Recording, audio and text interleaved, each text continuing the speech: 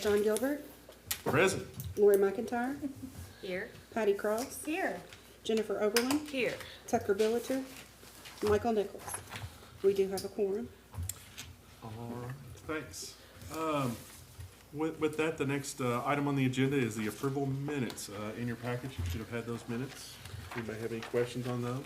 Ms. McIntyre let me know that on the third page, the fifth paragraph down, there were two little misspellings. She's already gave those to me, so Okay, it was Gillig and then legislatures. So yes, when you all do that, if you don't mind to include those amendments. okay.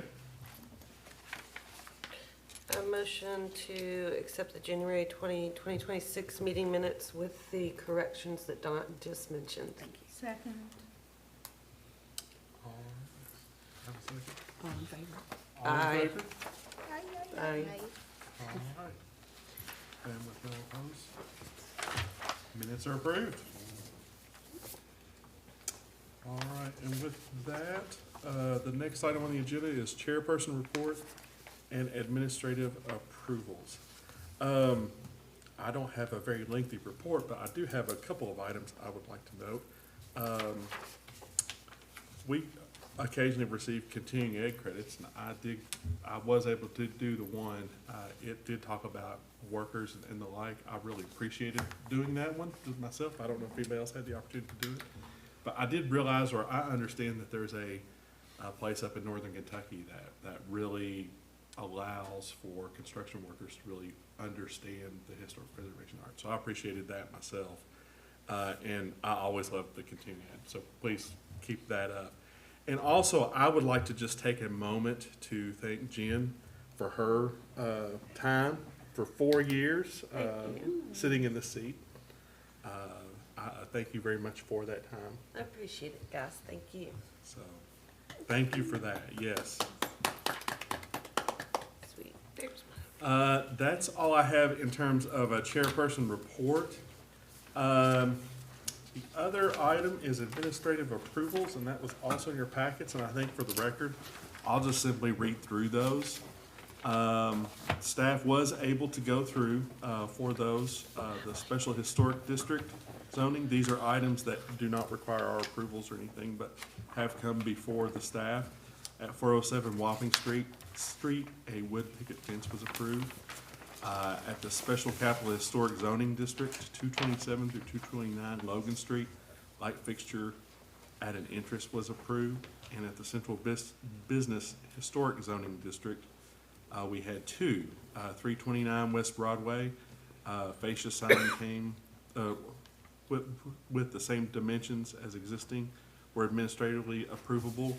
And 305 West Main Street, hanging sign, 4 square feet, met the regulations for administrative approval. And with that, that would end that particular item on our agenda. I will note that the next item is not being pursued tonight. Is that my understanding? It has been pulled by the applicant. All right, so item number 2 under new business has been pulled by the applicant, and we are not reviewing that one tonight. So with that in mind, I will ask Dawn to read item number 3 under new business. In accordance with Articles 4, 17, 18, and 19 of the City of Frankfort zoning ordinance, Michael and Heather Cecil are requesting a conditional use permit to operate a non-owner occupied short-term rental at the property located at 416 West 4th Street. The property is more particularly identified as PVI map number 062-1307-021.00. Good evening. Our first case tonight is in the Special Capital Historic Zoning District, and my slides are frozen. Hey, Judge. I can't get it worked before. There we go. Thank you. Whoops. Okay, the first case is at 416 West 4th Street in the Special Capital Historic Zoning District. This is an application for a conditional use permit for a non-owner occupied short-term rental. The house is a historic one-story T-plan built around 1890 to 1910. It is contributing to the South Frankfort Neighborhood National Register District.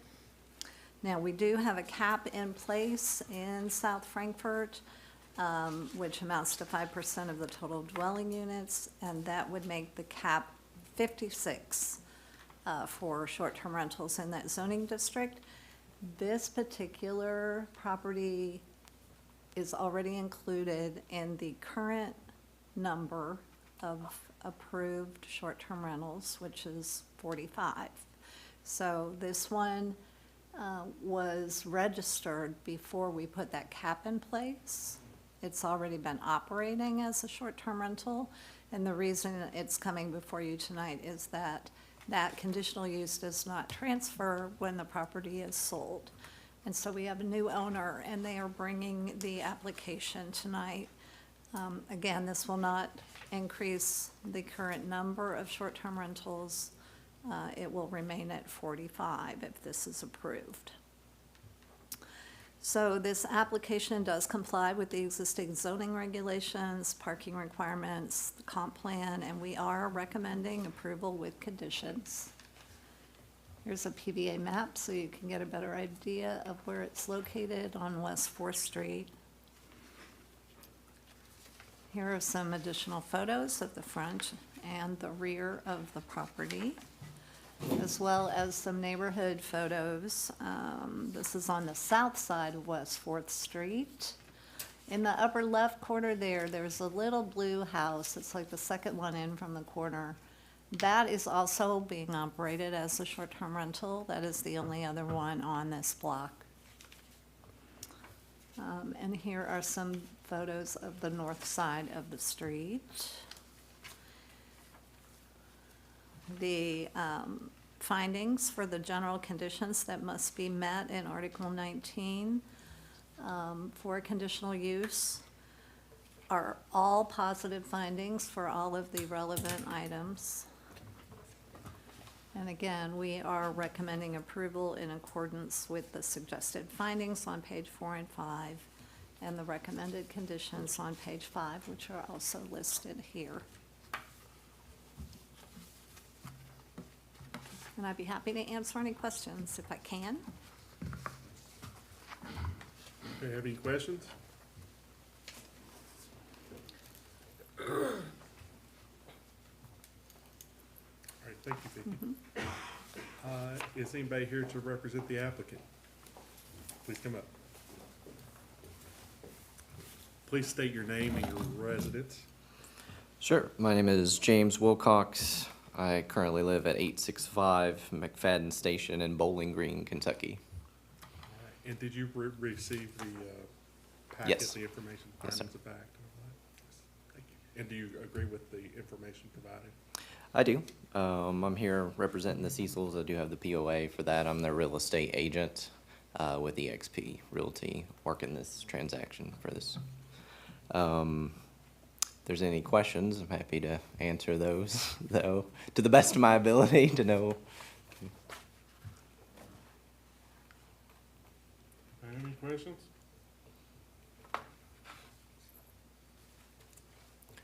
Okay. I do have one. Is it possible to maybe consider that this conditional use be transferable with the sale of this property just for future? Okay. I don't think so. I'll respond to that. Yes. No, not unless we change our ordinance. Okay. Sure. Okay. Anything else? Okay. Yeah, thank you. Thank you for your time. All right, any discussion?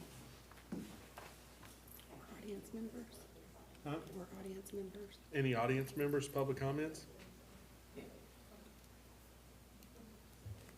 All right, being no comments, any discussion? Do I have a motion? I will motion that we approve the conditional use permit to operate a non-owner occupied short-term rental unit at the property located at 416 West 4th Street. with the conditions for approval, 5 of them that is, and the suggested findings that appear on page 4, and conditions for approval on page 5 of the staff report. Would like to note that this conditional use permit is just being transferred because of a change in ownership. Second? Second. You need a second, Carl? Oh, sure. Yeah. Sorry. I thought you were asking for a second. Ready to call the roll? Yes, call the roll, please. Mr. Nichols? Yes. Ms. Oberlin? Yes. Ms. Cross? Yes. Mr. Gilbert? Yes. Ms. McIntyre? Yes. Motion carries. Next item on the agenda, if you could, proofread that, please, Donna. In accordance with Articles 4, 16, and 17 of the City of Frankfort zoning ordinance, Larry Souder of Hiram Lodge Number 4, F and AM is requesting a certificate of appropriateness to remove a historic neon sign at the property located at 306-310 Ann Street. The property is more particularly identified as PVA map number 061-4204009.00. Okay, this application is at 306 to 310 Ann Street, which is in the Central Business Historic Zoning District. And the application is concerned with this building, which is kind of an unusual building in Frankfurt. This is the Masonic Temple building, built in 1893 in the Richardsonian Romanesque style, which is rare, especially in Frankfurt. I'm not really aware that there is another example of this style, but it's very appropriate for a Masonic temple because the focus is really on masonry and the decorative features of the masonry construction. This building is very heavily embellished with decorative features. It is considered contributing to the Central Business and Central Frankfurt National Register districts. In addition to its architectural significance, it is also significant for its association with the Freemasons, specifically Hiram Lodge Number 4, and also as the location of Frankfurt's first YMCA. Excuse me.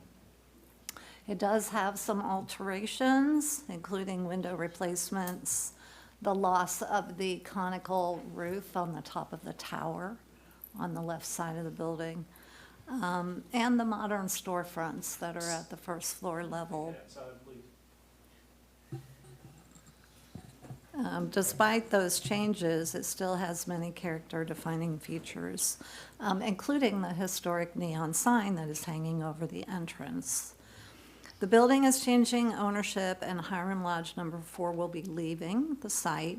They have not yet determined where they will meet in the future, but they do wish to remove and take the historic neon sign hanging over the entrance with them. Because the sign has been hanging in its location for more than 75 years, it has achieved historic significance in its own right, and it was documented in photos that were included with the National Register nomination prepared in the 1970s. Of course, that nomination was the basis for the local historic district designation. So that is relevant. I think that the photo was included among many others of the district that helped to establish what the character was in the district at the time of the listing. The removal of the sign, in staff's opinion, would have a negative impact on the integrity of the building and the district as a whole. The removal of historic signage is contrary to the design guidelines for the district, and staff is recommending that this request be denied. You can look here at the PVA map. You can see the location of the building on Ann Street near West Main. This is a section of the 1896 Sanborn Fire Insurance map. The arrow is pointing to the location of the building. You can see it's labeled both Masonic Temple and YMCA on that map. Here are some photos of the historic sign, both the north and south sides. It is a neon sign. Neon tube lighting was patented in 1915, started to become widely used in the 1920s and 30s in commercial settings. I included some photos obtained from the Capital City Museum on the left, which is taken around the turn of the century, I would say 1900 to 1910. There's a group of boys there with the YMCA. You can see the sign, it's not yet hanging at that time. On the right is a newspaper photo from 1950, and the sign is in place there. There are many examples of historic neon signage on Masonic temple buildings around the country, and like in Frankfurt, the signage does make a contribution to the historic character of the building. This example is in Omaha, Nebraska. The building was built in 1914. And here's another example in Gastonia, North Carolina, on a 1923 Masonic temple building. This is the photo that was included in the 1979 National Register nomination of the Frankfurt Commercial Historic District, and you can see the sign there. We have another example of historic neon signage in the district.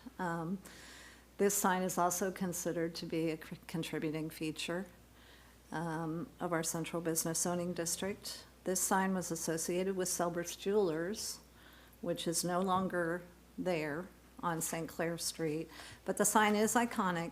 It does contribute to our sense of place.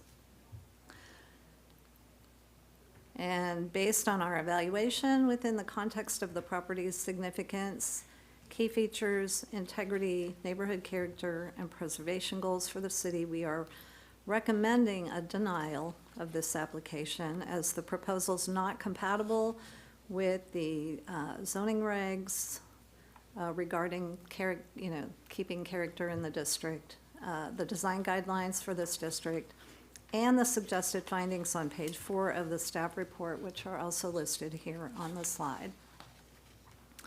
However, if you do choose to approve the request, we would recommend that the standard 2 conditions, which are found on page 4 and 5, be applied to an approval. And I'll try to answer any questions if I can. Any questions? So the Selberts, that's the only other, like, historic signage in the district? We have ghost signs. Yeah. And we have the name plaques that are on several buildings that indicate who built it and what year it was built. And those are considered historic signage. They're referenced as such in the design guidelines. But I don't think we really have any other signs besides the Selbert sign. At least one didn't immediately come to mind. So there used to be, if you look through the old books that the museum published, we used to have dozens and dozens of them, but they've all gone away. I have a question. On when this was looked at in 1979, is the date not determined in terms of how old the actual sign is? I mean, I noticed 1950 Yeah, is the image. it wasn't listed. In the 70s, when they did National Register districts, they were, sometimes the list of properties included in the district didn't always include some of the features we would put in there today. So signs were not listed, with properties. They didn't take a picture of this entire building, but I did find it interesting that when they included photos to establish the character of the district, because, for the people at the state and national level, this is their only way to see it, really, right? They did include this photo, which is really focused on the entrance, including the sign, which in my estimation, I would say is probably from the 30s, could be from the 20s, but it's been there a long time. I looked through the street file. There was a restoration of this sign done in the early 2000s. And at that time, the permit was issued, but it was conditioned on nothing changing about the sign. It was being treated like any other character-defining feature of the historic building.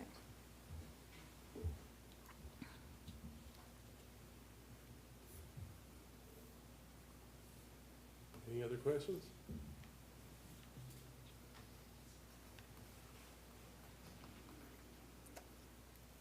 Thank you. All right. And is anyone here to represent? Please state your name and address. All right, my name is Mike Barnes. I live at 867 Ridgeview Drive here in Frankfort, Kentucky. Thank you.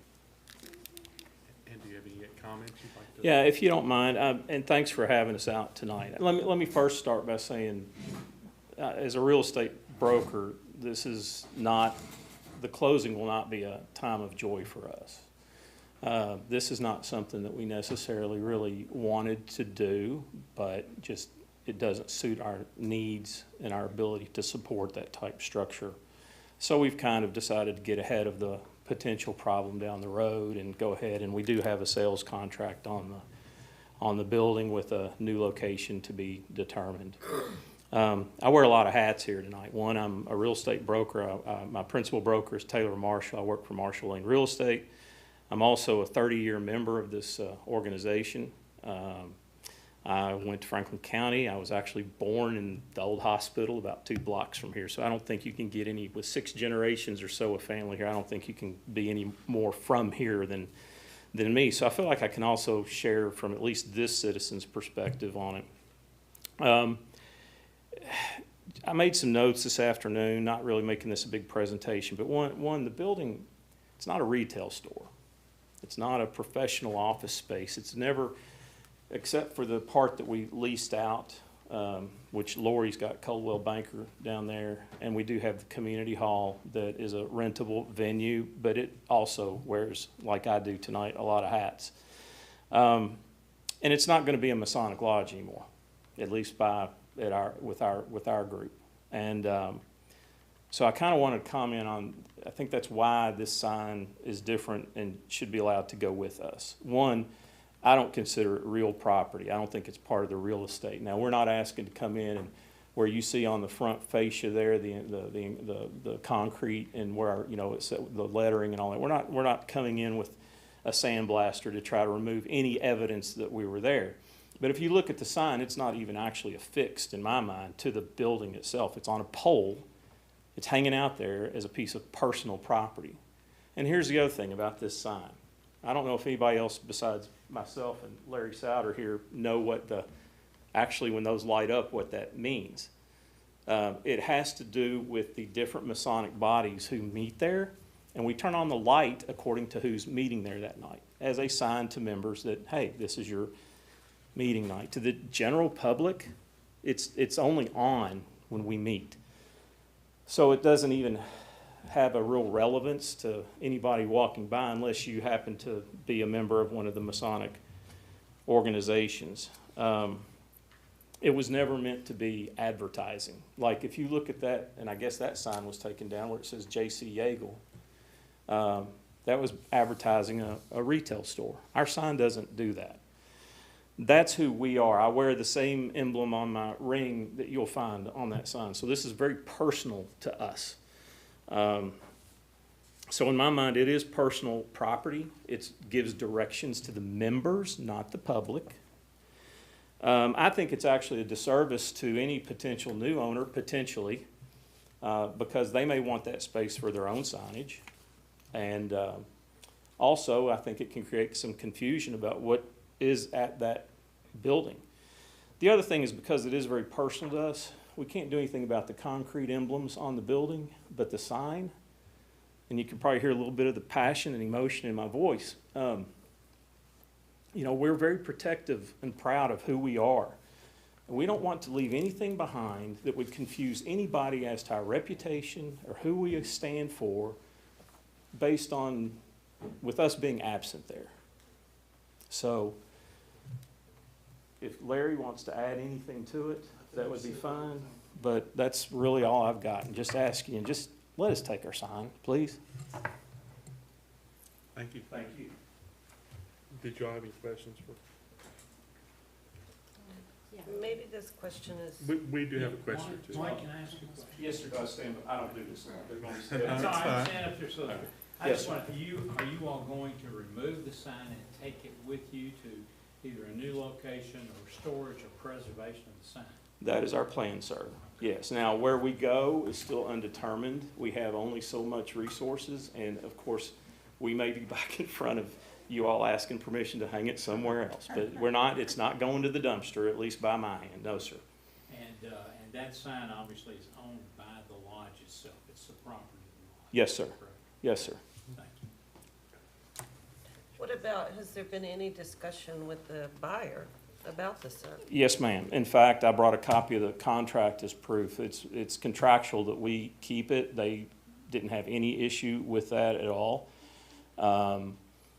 And I talked to their agent this afternoon. I don't want to convey anything incorrectly, but so I won't try to quote, but the impression of the call was the buyer has zero interest in it, and that's why it was in the contract that we would take it with us.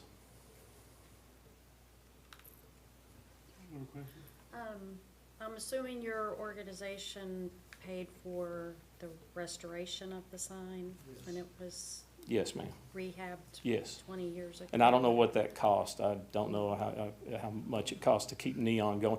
And that was the other thing is if it should fall into a state of disrepair, that doesn't look good on us either. And we can't take care of something that's not in our possession. Mike, Yes, sir. I believe the cost was over $2,500 in 2007.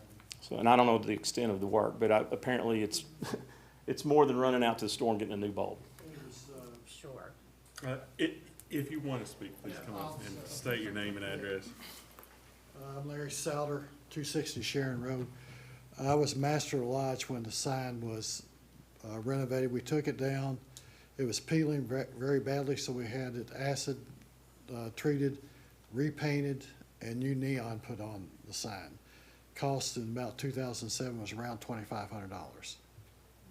So, Do you all have a desire to remain in the downtown area if you can? I don't know that we've really determined that. We're gonna be driven largely by budget. We're not, I wouldn't consider us a wealthy organization by any means. we need a one-story building with a parking lot. But we're not opposed to it, we just can't commit to that. And I don't have that authority to commit to that. It will be in this community though, yes.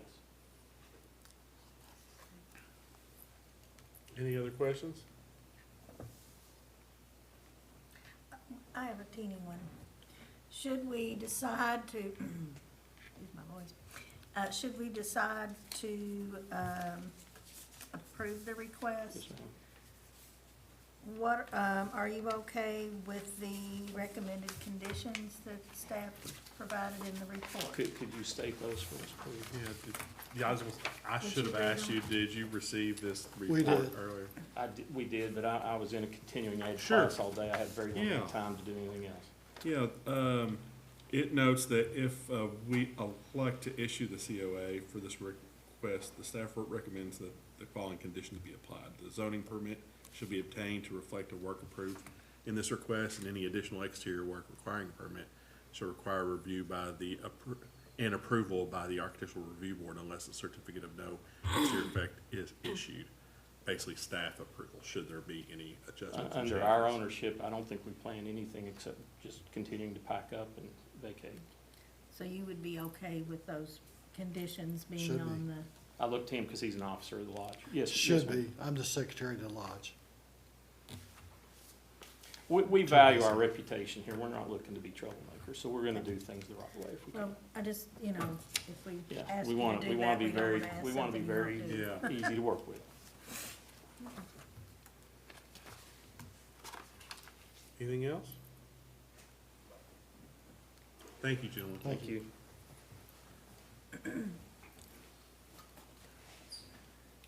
Any comments from the public?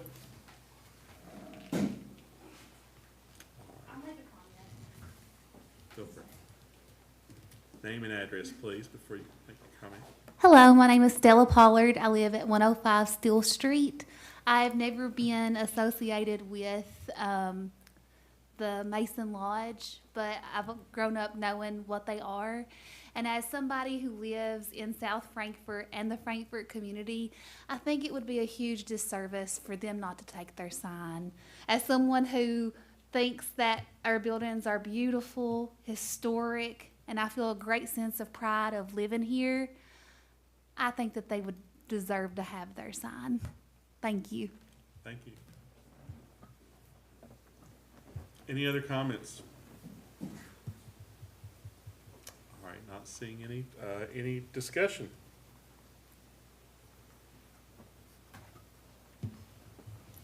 I can definitely see both sides of the situation. I know, I feel it too, Lori.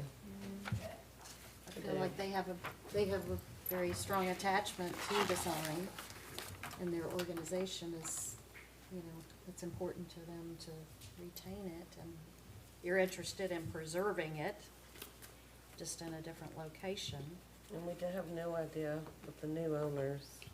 how they feel about, what is their commitment to preserving it? Yeah, If exactly. it were to remain in place. And that's a struggle,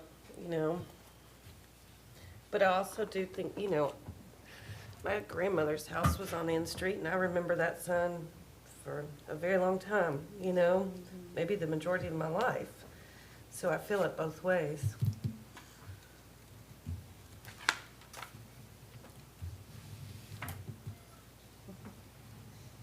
I just think the perspective that's really missing for me are the new owners.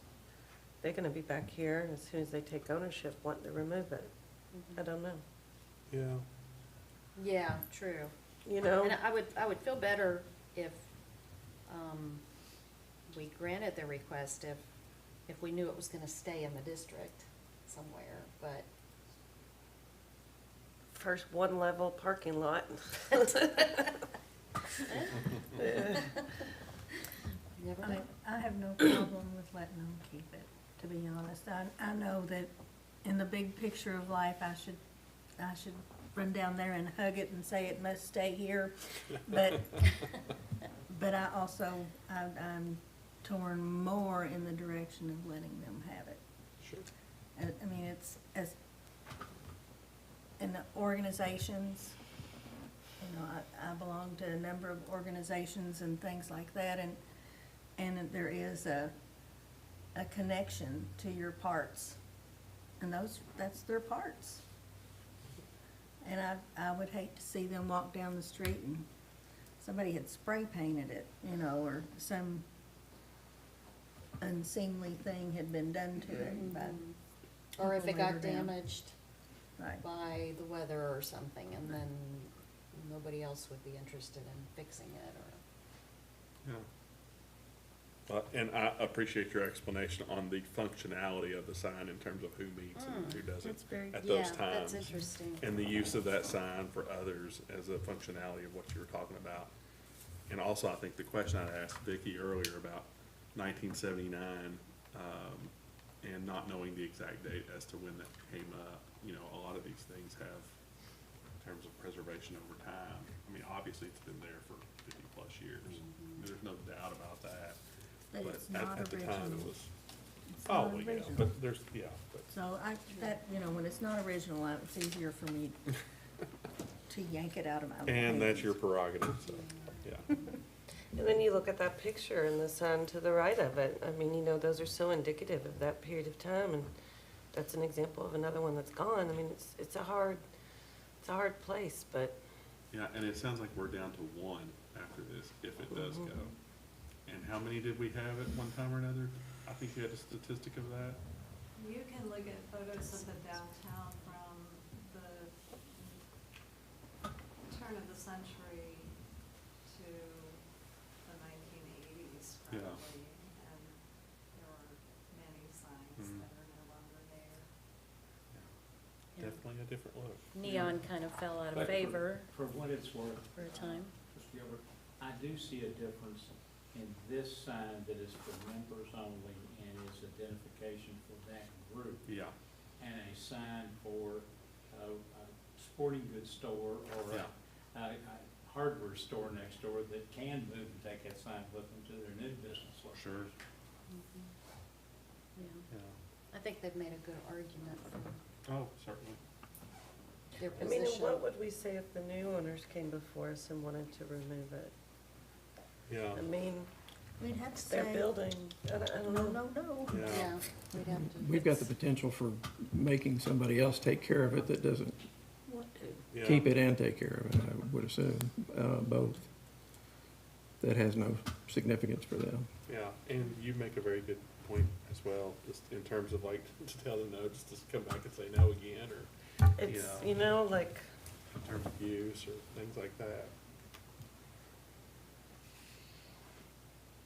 Any these further? are not the, these aren't the fun ones, are they? I mean, it's, Well, any further discussion, any other comments, or anybody want to make a motion, or?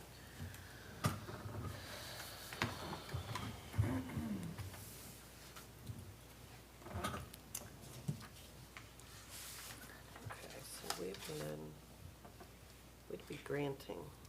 Okay, Well, here I come.